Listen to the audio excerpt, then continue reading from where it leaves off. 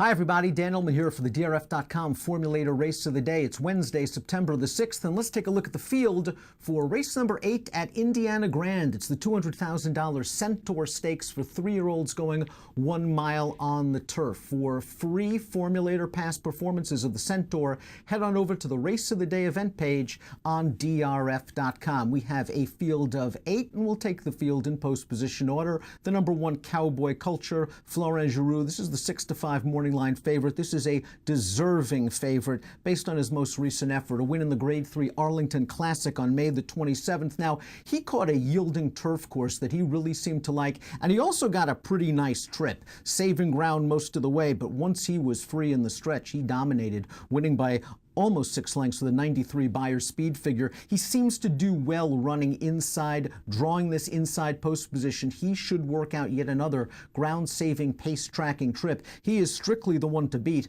off his last performance for high-percentage trainer Brad Cox. The number 2 is Strike Your Light. Strike Your Light made his turf debut 2 starts back at Belterra, and he dominated a field of fellow Ohio breds. He won that race by 5 lengths. His most recent start was a good effort on the dirt, going 1 mile and 1/8, a distance that might be a little bit long for Strike Your Light. Like the 1 Cowboy Culture, he's got good tactical speed. He's got a lot of upside potential as well. I think Strike Your Light at 12-1 on the morning line is a horse that fits on the bottom of single race exotic wagers. The number 3 is Dawn Raider, and Dawn Raider can race close to the pace. He stalked and pounced last time out at Ellis Park en route to a win in a non-winners of 2 life race. And one of the also-rans, a horse that finished way back in 11th, came back to improve his Beyer speed figure to an 83 in his subsequent start, finishing second in a non-winners of 1 other than. Dawn Raider is solid. He can be a pace presence in here, but he's taking a little bit of a hike in class. The number 4 is Harmac, who pulled off a 27-1 upset in his most recent start, the $75,000 Bruce D Memorial, going a 1-turn mile over the Arlington Poly Track. Now, he's going to have to switch surfaces. He did do some good things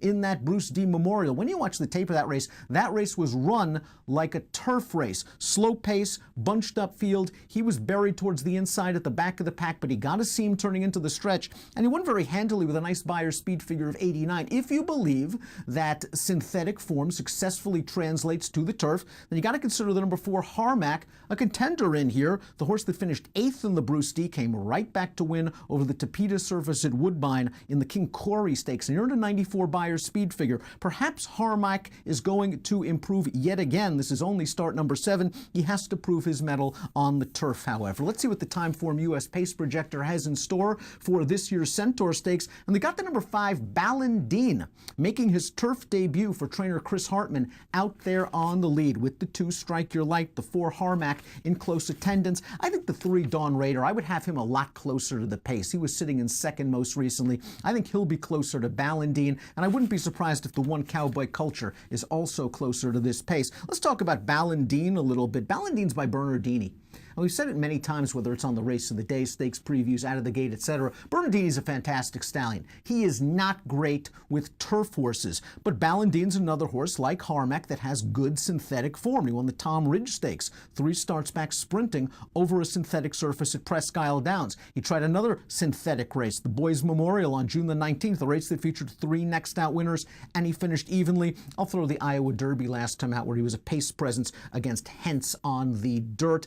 I think this distance is good for him. The question, of course, is going to be surface, but with that sort of pace setup, Ballandine at 8-1 is intriguing. Again, perhaps underneath an exotics. The 6 is Judah. Timeform US has him in 4th in the early portion of this race, and he was a stalk and pouncing winner of his turf debut at Mountaineer Park last time out. He won that race by almost 16 lengths. Perhaps he's a new horse on the turf. Perhaps he just found a field last time out of maidens that he could boss around. This field won't be so easy. The 7 Jocker Justice also won his turf debut. That was July the 2nd at Belterra. Came from off the pace slightly to win over Brass Buckle, a horse that came back to win next time out. This horse has banged around the Ohio bred ranks, has done some good work on dirt. Another one that might have found his home on the turf, but he is going to have to prove it against open stakes foes. The 8 Tizza Slam's a horse we really have to discuss, because Tizza Slam is a legitimate legitimate stakes horse on the turf. He won the $250,000 Cup and Saucer Stakes as a 2-year-old. He was second in the Queen's Plate, the first jewel of the Canadian Triple Crown over the Tapeta surface at Woodbine